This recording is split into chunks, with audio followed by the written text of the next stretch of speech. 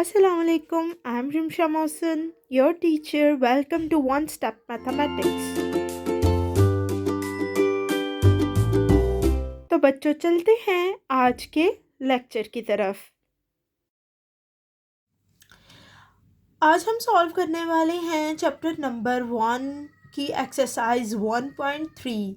इसका first question given है which one of the following matrices are comfortable for addition. ये matrices कुछ हमें दिए गए हैं, इनमें से हमने फाइंड करना है कि कौन से मैट्रिक्स किस मैट्रिक्स के अंदर ऐड हो सकते हैं।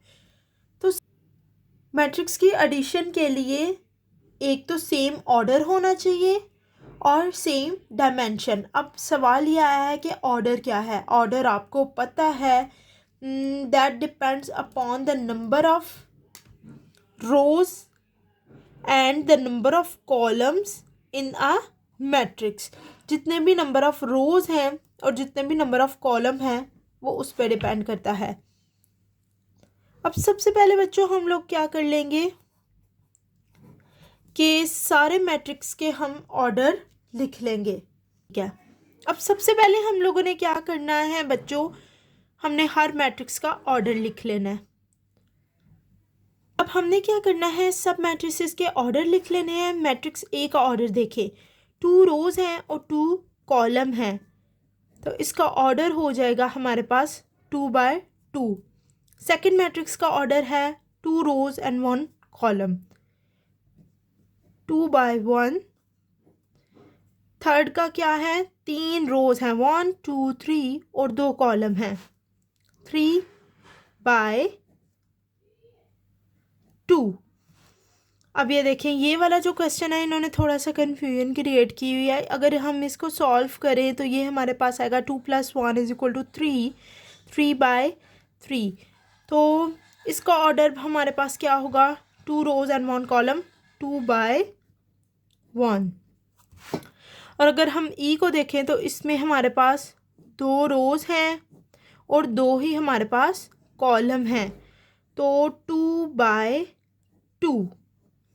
थर्ड वाला देखें तो हम इसको भी देखिए सॉल्व करेंगे तो ये हमारे पास आ जाएगा 3 2 1 + 1 = 2 - 4, 3 + 2 दैट इज इक्वल टू 5, 2 + 1 = 3।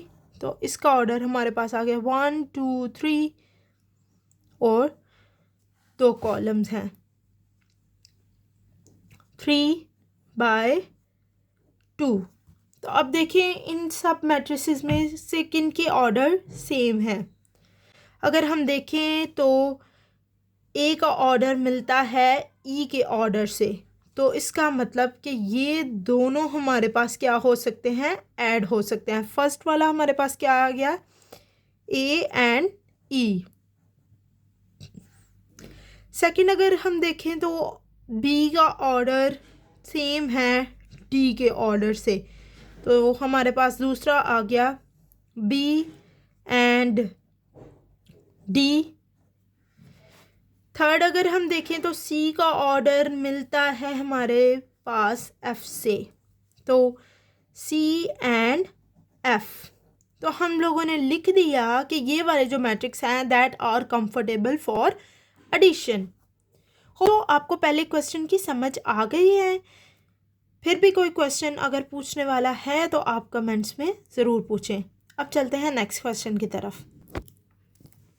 अब हमारे पास नेक्स्ट क्वेश्चन है, find the additive inverse of the following matrix. कुछ मैट्रिक्स दिए गए हैं, उनका हमने एडिटिव इनवर्स फाइंड करना है। अब एडिटिव इनवर्स क्या होता है, additive inverse of a number is the number that when added to that number it yields 0, या इसे कहेंगे कि ये ऑपोजिट इन साइन होता है। ऐसा नंबर जो किसी भी नंबर में ऐड हो और उसका रिजल्ट हमारे पास 0 आए तो उसको हम कहेंगे एडिटिव इनवर्स, यानी ऐसा नंबर जो कि इक्वल हो उसी नंबर के but opposite in sign. Hope so इतना तो आपको क्लियर हो गया। इसका मतलब है कि किसी भी मैट्रिक्स का जो हमारे पास नेगेटिव ऑफ अ मैट्रिक्स होगा, अब नेगेटिव ऑफ मैट्रिक्स क्या है, तमाम की तमाम एंट्रीज के साइन चेंज कर देना, वो हमारे पास क्या होगा, एडिटिव इनवर्स। तो हम ये वाला फर्स्ट वाला क्वेश्चन करते हैं। B इज इक्वल टू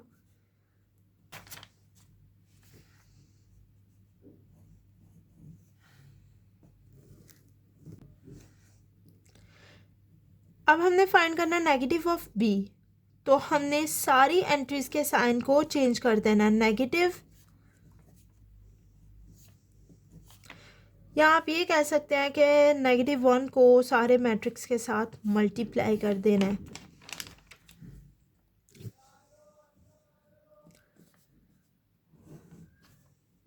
-1 0 का नेगेटिव 0 ही आएगा, माइनस इंटू -1 2 माइनस इंटू -1 -3 -3 -2 -1। तो अगर हम इसका आंसर देखें तो ये हमारे पास आ जाएगा -1 0 1 -2 1 -3 -3 +2 and -1। That is the final answer. That is the additive inverse of B. अब हम नेक्स्ट और थोड़े से क्वेश्चन करते हैं ताकि आपको ज़्यादा क्लियरली समझ आ जाए। अब ये हमारे पास एक मैट्रिक्स है C और इसका हमने एडिटिव इन्वर्स निकालना है। तो C की वैल्यू है हमारे पास 4 - 2, तो हम इसका नेगेटिव निकालेंगे। एडिटिव इन्वर्स नेगेटिव ही होता है। इसके पूरे मैट्रिक्स के साइन हमने चेंज कर देने हैं। तो ये हमारे पास आ जाएगा -4 -2 that is equal to -4 and 2। ये हमारे पास आ गया एडिटिव इन्वर्स। नेक्स्ट एक और क्वेश्चन करते हैं।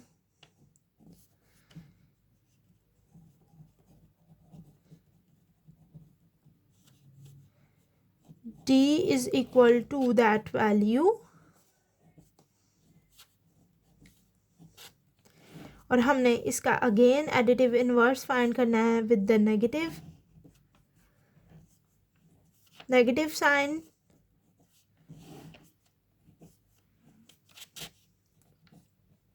तो ये हमारे पास आ जाएगा -1 0 का नेगेटिव 0 -3 -2 and -1। तो इसका आंसर हमारे पास आ गया -1 0 +3 +2 -2 and -1। ये हमारे पास एडिटिव इन्वर्स आ गया D का।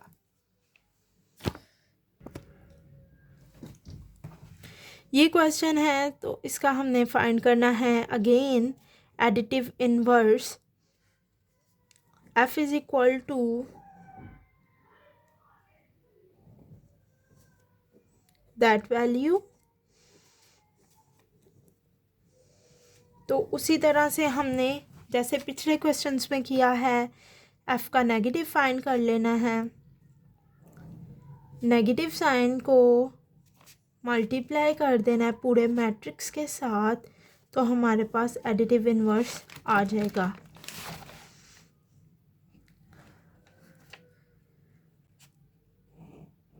-√3 -1 -1 -√2।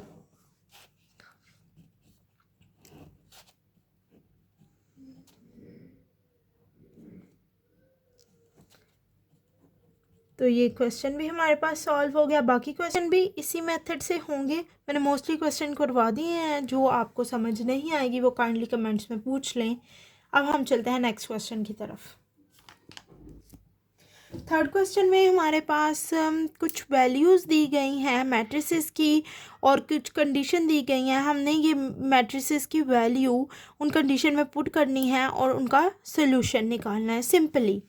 अब हमारे पास ये जो मैट्रिक्स है उसकी वैल्यू है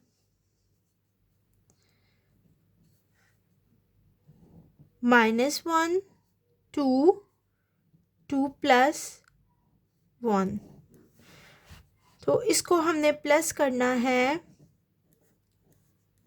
इस गिवन कंडीशन में, जो कंडीशन हमें दी गई है। ए की जगह हमने ए की वैल्यू पुट की और दूसरा ये वाला मैट्रिक्स एज इट इज़ आ गया। अब इन दोनों के ऑर्डर सेम है, ये 2/2 के हैं और इनकी कॉरस्पॉन्डिंग एंट्रीज़ को हम लोगों ने क्या करना है, ऐड करना है। अब -1 + 1 कॉरस्पॉन्डिंग एंट्रीज़ इस तरह से, जो दूसरे मैट्रिक्स की भी सेम जगह पे एंट्री है, उन दोनों को हमने ऐड कर देना है। अगर किसी भी पॉइंट की ये कॉरस्पॉन्डिंग एंट्रीज़ की आपको नहीं समझ आ रही तो मेरे पिछले लेक्चर्स को आप लाजमी गो थ्रू कर लें ताकि आपको क्लियरली समझ आ जाए। -1 + 1 = 0, 2 + 1 that is equal to 3, 2 + 1 is equal to 3, 1 + 1 is equal to 2। तो ये हमारे पास हो जाएगा फाइनल आंसर। नेक्स्ट क्वेश्चन है हमारे पास ये वाला। अब देखें इसमें हमने क्या करना है, अगेन बी की वैल्यू पुट करनी है और जो भी हमें कंडीशन दी गई है उसको सॉल्व करना है। बी की वैल्यू है हमारे पास 1 and -1 प्लस -2 and 3। अगर किसी को इस तरह से कन्फ्यूजन हो रही है तो काइंडली अपनी बुक खोल लें ताकि आपको क्वेश्चन क्लियरली समझ में आ जाए। 1 - 2 -1 and +3। सो हमारे पास फाइनल आंसर आ जाएगा 1 - 2 that is equal to 1 -1 and -1 + 3 that is equal to 2। तो ये हमारे पास फाइनल आंसर आ गया। अब ये हमारे पास क्वेश्चन है और इसमें हमने सी की वैल्यू पुट करनी है। सी की वैल्यू पुट करते हैं 1 -1 2 -2 1 3। तो कॉरस्पॉन्डिंग एंट्रीज़ को अगेन हमने ऐड करना है। 1 - 2 -1 + 1 2 + 3। तो हमारे पास फाइनल आंसर आ जाएगा -1 0 और 5।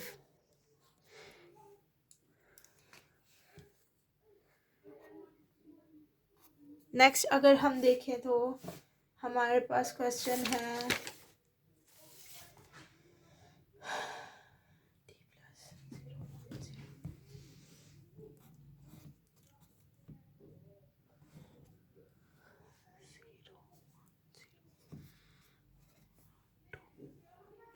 इसमें हमने डी की वैल्यू पुट करनी है।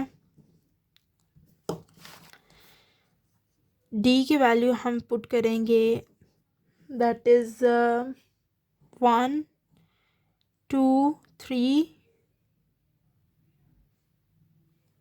-1 0 and 2। अगेन जो वैल्यू हमें दी गई है उसको पुट करेंगे 0 1 0 2 0 1। अब हम इनको ऐड करेंगे तो 1 + 0 2 + 1 3 + 0 -1 + 2 0 + 0। सिंपल से क्वेश्चन है। 2 + 1 सिंपली एडिशन हमने करनी है, कॉरस्पॉन्डिंग एंट्रीज़ को ऐड करना है, जो वैल्यूज़ दी गई हैं उनको पुट करना है, पुट करके उस कंडीशन को सॉल्व करके आंसर निकाल लेना है। तो ये हमारे पास फाइनल इसका आंसर आ जाएगा। नेक्स्ट जो हमारे पास क्वेश्चन है वो है 2a, यानी यहाँ पर हमने 2 हमें दिया गया है और a की जगह हमने a की वैल्यू पुट करनी है, फिर उस सारी वैल्यू को 2 से मल्टीप्लाई कर देना है। ब्रैकेट का मतलब यही है कि इसको मल्टीप्लाई करना है। अब देखें 2 को अंदर सिंपली सॉल्व कर देंगे, सारी वैल्यूज़ के साथ मल्टीप्लाई कर देंगे। सिंपल है ये भी क्वेश्चन बिल्कुल। 2 इंटू 2, 2 इंटू 2, 1 इंटू 2। तो ये हमारे पास इसकी वैल्यू आ जाएगी, 2 को जब मल्टीप्लाई किया है तो that is -2, 2 2 4, 2 2 4 and that is equal to 2। तो ये हमारे पास इसका आंसर आ गया। क्वेश्चन इस पार्ट का सॉल्व करते हैं। -2 इंटू सी, सेम ये वैसे ही है बिल्कुल, बस मैंने इसलिए दोबारा कर दिया, मैंने कहा आपको ज़रा क्लियरली समझ आ जाए। सी की वैल्यू पुट करते हैं जो कि है हमारे पास 1 -1 एंड 2। इसको अंदर मल्टीप्लाई कर देंगे, -2 इंटू 1, -2 इंटू -1, -2 इंटू 2।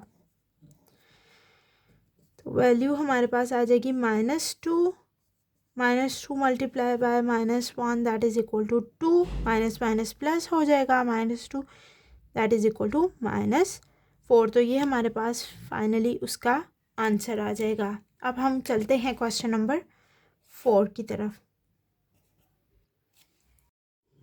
अभी हमारे पास है question number 4, perform the indicated operations and simplify the following. कुछ हमारे पास क्वेश्चन दिए गए हैं, उनमें कुछ ऑपरेशंस हैं। ऑपरेशंस मतलब जो एडिशन के, सब्ट्रैक्शन के, मल्टीप्लिकेशन के ऑपरेशन हैं उनको लगाना है, उनको सिंप्लीफाई करना है और फिर उसको फर्दर सिंप्लीफाई करके आंसर निकालना है। पहले हमारे पास है ये विद इन ब्रैकेट है, तो हम पहले इसको सॉल्व कर लेंगे। दूसरी टर्म को हम एज इट इज़ इसी तरह रहने देंगे। सबसे पहले हम इसको सॉल्व करेंगे। 1 0 0 1 प्लस 0 2 3 0। इसको एज इट इज़ ऐसे ही हमने सेपरेट ही रहने देना है। पहले अंदर वाली कंडीशन को सॉल्व कर लेना है। तो ये हमारे पास होगा, सिंपली हमने इनको ऐड करना है, दोनों के ऑर्डर सेम है। 1 प्लस कॉरस्पॉन्डिंग एंट्रीज़ को हमने ऐड करना है, 0 + 2, 0 + 3 एंड 1 + 0। क्वेश्चन बड़ा है, इसको देख के डर नहीं जाना। इसको अगर सॉल्व करेंगे तो ये सिंपल सा हमारे पास एक सलूशन आ जाएगा इसका। 1 2 3 एंड 1। अगर हम इसको इसमें ऐड करेंगे तो हमारे पास फाइनल आंसर आ जाएगा 1 + 1, 2 + 1, 3 + 1 एंड 1 + 0। तो हमारे पास इसका आंसर आ जाएगा 2 3 4 एंड 1। पहले जो विद इन ब्रैकेट्स हैं उनको सॉल्व किया। विद इन ब्रैकेट सॉल्व करने के बाद हमने उसको अंदर ऐड कर दिया जो बाहर हमारे पास टर्म थी मैट्रिक्स की। अब ये देखिए हमारे पास ये क्वेश्चन है और इसमें भी हमने अब ऐसे ही करना है। पहले ब्रैकेट वाले को सॉल्व कर लेना है, फिर बाद में इसको उसके अंदर ऐड कर देना है। तो इसको हम एज इट इज़ इधर साइड पे लिख लेते हैं, साथ साथ चलेगा ये। अब इसमें क्या है, डिफरेंस का ऑपरेशन लगाना है, सब्ट्रैक्शन करनी है, सेम उसी तरह 0 - 1, 2 - 1 और 3 - 1, 0 - 0। तो ये हमारे पास आ जाएगा 1 0 0 1 प्लस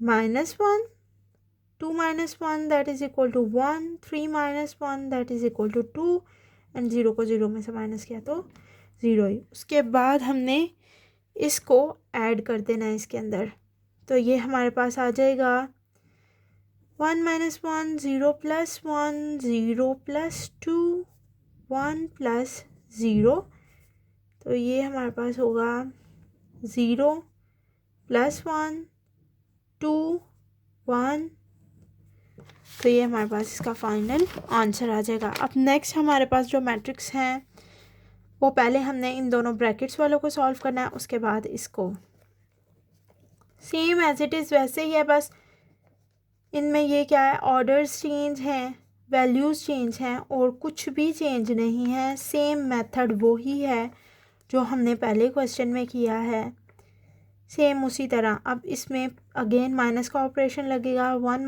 - 2 0 - 2 2 - 2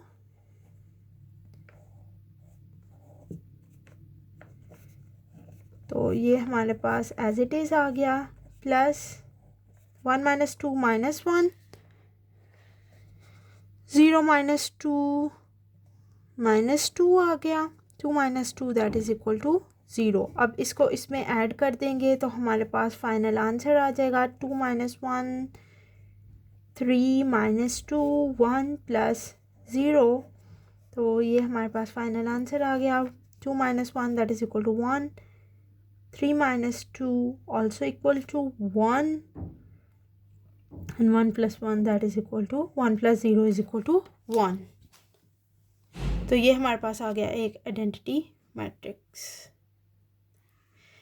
ये हमारे पास आ गया इसका आंसर। अब ये हमारे पास दो मैट्रिक्स हैं और इनको भी सेम हमने सॉल्व करना है। बस ये है कि ये 3/3 ऑर्डर का, इसलिए मैंने कहा आपको सॉल्व कर देती हूँ ताकि आपको क्लियरली समझ आ जाए इन क्वेश्चंस में एग्जैक्टली करना क्या है। जो हमारे पास इंडिकेटेड ऑपरेशंस दिए गए हैं उनको देखते हुए हमने सारे क्वेश्चंस को सॉल्व कर लेना है। एक्सरसाइज बहुत सिंपल है, लेकिन फिर भी मैंने इसको 2 पार्ट्स में डिवाइड कर दिया है फॉर योर कन्वीनियंस, ताकि आपको पहला पार्ट अच्छे से समझ आ जाए, आप उसकी प्रैक्टिस कर लें और फिर उसके बाद दूसरा पार्ट परफॉर्म करें। अब ये हमारे पास क्वेश्चन है और इस पे हमने ऑपरेशन लगाना है। ये 3/3 का ऑर्डर है। अगेन सिंपली हमने ऐड करना है कॉरस्पॉन्डिंग एंट्री को, 1 + 1 1 इसमें ऐड हो जाएगा, 2 + 1 पहली एंट्री को पहली में ऐड करना है, 2 + 1 3 + 1, ठीक है। इसी तरह सारा हम लोगों ने लिख लेना है।